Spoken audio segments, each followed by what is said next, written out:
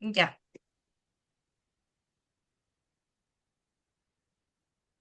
Buenas noches, licenciada. Buenas noches, compañeras.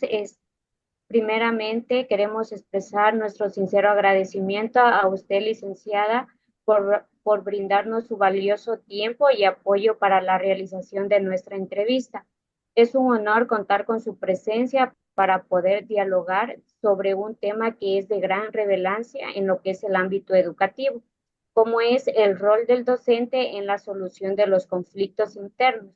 Nuestro grupo está integrado por tres integrantes que son Ana María Sisa, Rosa Jiménez y mi persona Adriana Moncay. Buenas noches, licenciada. Reiterando el agradecimiento de las compañeras. El tema que vamos a tratar en esta entrevista es el rol del docente en la solución de los conflictos internos. A continuación, licenciada, me voy a permitir hacerle unas preguntas. ¿Cuánto tiempo lleva ejerciendo como docente?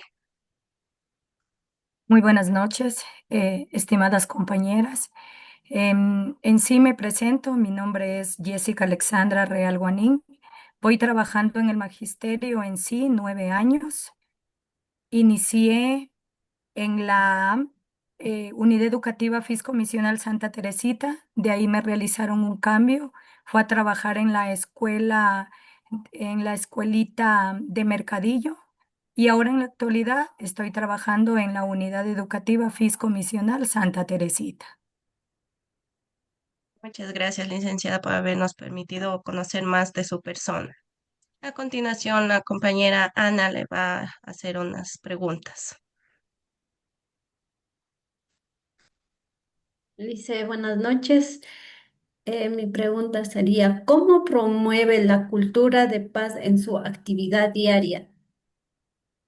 En sí, fomentar la cultura de paz como docentes implica, en mi caso, fomentar lo que tiene que ver con valores, actitudes en sí que favorezcan la convivencia pacífica, sobre todo el respeto a los derechos humanos y la resolución no violenta de los conflictos, como por ejemplo educar en valores. Es primordial desde temprana edad a los niños educar en valores, aunque esto no depende de uno como docente, sino que los valores en sí vienen desde casa, pero uno también debe en las instituciones promover estos valores como son el respeto, la empatía, la solidaridad, la justicia y sobre todo ser tolerante.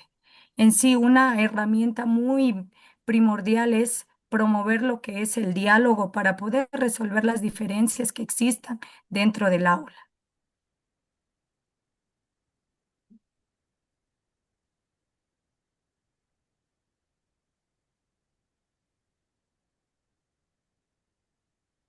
También aquí podemos realizar también un trabajo colaborativo y cooperativo entre los estudiantes. En sí que ellos trabajen de una manera participativa para que todos se sientan responsables del cumplimiento y sobre todo desde el principio poner normas de convivencia, acuerdos tanto del docente como del estudiante para que ellos sepan que se debe convivir y promover una cultura de paz dentro y fuera de lo que es el aula. ¿Qué estrategias utiliza para la resolución pacífica en conflicto en la aula o en la institución? Aquí hay diferentes estrategias, pero para mí la más primordial es el diálogo guiado, y no solo con el estudiante, sino que ahora en la actualidad es súper importante saber que está a cargo toda la comunidad educativa, y la comunidad educativa no solo lo conforma lo que es el estudiante y el docente, sino que es un eje muy importante, un ente muy importante lo que es la familia. ¿Por qué? Porque ellos nos van a ayudar igual a resolver estos conflictos que hay dentro del aula, sobre todo para que el estudiante aprenda a ser empático, para que aprenda sobre todo a, a regular lo que son las emociones y trabajar desde el principio con lo que son emociones, porque a veces nos embarcamos más en lo académico y nos olvidamos de un tema muy importante que es lo socioemocional.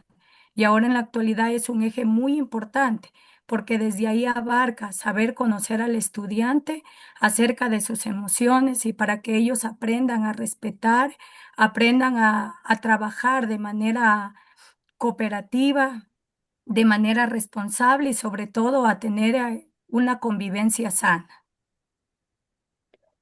Con la Así es, otra pregunta. licenciada.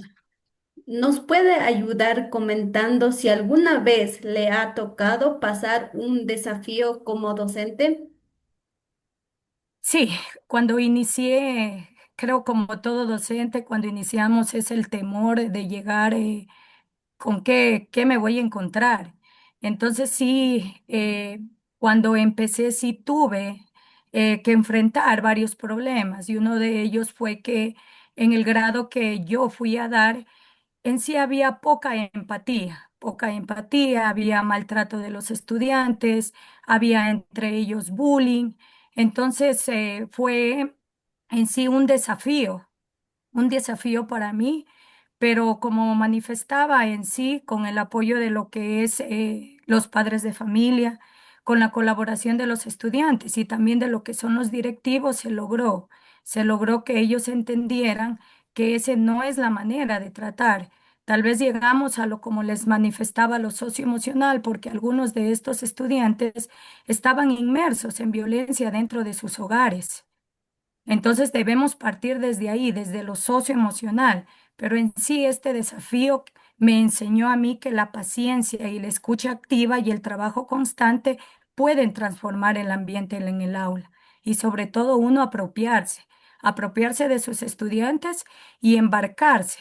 ¿Por qué? Porque al momento de uno llegar a una institución ya es una familia y los estudiantes se convierten en la familia de uno porque ellos el mayor tiempo pasan en las instituciones. Entonces, para mí, como les manifestaba, sí he tenido problemas, pero gracias a Dios he logrado, dijo, salir beneficiosa, tanto mi persona como los estudiantes, y sobre todo el fin de esto es que ellos se den cuenta que la mejor manera de trabajar es trabajar en equipo, en cooperación y sobre todo con el respeto mutuo. Entonces, gracias a Dios logramos vencer eso y al momento que salí de esa institución ya no hubieron problemas de este índole. Yo creo que también ahí dicen el docente, digamos, cuando se presente, digo yo, en un conflicto así, también debe ser bien pacífico, o sea, bien tranquilo y tratar de buscar la solución. Porque, bueno, ahora en día yo he visto así que hay docentes como que no tienen mucha paciencia. Entonces, a veces los niños son más resabiados, más malcriados. Y como ahora dicen que no hay cómo pegarlos, no hay cómo gritarlos, entonces también un docente tiene que ser, a mi parecer, tranquilo y saber escuchar también para llegar a alguna solución. Claro, tiene mucha razón. En sí, la escucha activa, tanto del docente a los estudiantes como de los estudiantes a los docentes, es muy importante. Sobre todo en esta carrera hay que tener vocación. Hay que tener Así vocación es. para poder llegar a los estudiantes. Y como usted manifestaba, hay que tener el tino para poder llegar a ellos con Ujú. respeto, con amor, no con tal vez con gritos o con agresiones que anteriormente, dijo, en nuestra época estábamos acostumbrados a eso, pero ahora en la actualidad para poder llegar a ellos, más bien es con ellos mismos. Hablar acerca de las normas de convivencia, cómo vamos a trabajar, si tal vez al momento de que yo quiero que participen, ellos alcen su manito, si por ejemplo cuando están trabajando tienen que estar en silencio, entonces trabajamos con ellos esas normas donde ellos va a estar claro cómo vamos a trabajar dentro del aula y sobre todo en sí el docente tiene que dejar una huella positiva. Algo que los alumnos agradezcan, no dejar heridas ni cicatrices donde ellos nos recuerden y digan, la docente me maltrataba, la docente no me incluía, había tal vez inclusión, a mí me excluía del grupo, solo trabajaba con un grupo y a mí me dejaba a un lado. Entonces, como docente, más bien debemos dejar una huella positiva. positiva, porque nosotros también, al fin y al cabo, creo yo, en mi caso, soy madre de familia y también quisiera, así como yo trato a mis estudiantes, que también las docentes traten a mis hijas de esa manera, para que al futuro tengan un recuerdo positivo, que las llene y no tal vez marcas en su corazón que digan, no, yo no quería ir a la escuela por tal razón. Entonces, como les manifestaba, o sea, en sí, para ser docente hay que tener vocación. Así es, licenciada, y estoy de acuerdo con lo que usted nos acabó de mencionar. No depende solo de la docente también, sino también depende de las madres de familia, porque yo creo que como madre de familia sería algo ilógico que solo se vote con la docente, cuando nosotros desde casa ya debemos educar. Como quien dice, la escuela es la segunda casa del estudiante. Gracias, licenciada, por sus aportaciones. Licenciada, continuando con la ya últimas dos preguntas que nos queda, ¿usted cómo consideraría necesario su práctica docente para fortalecer la cultura de la paz?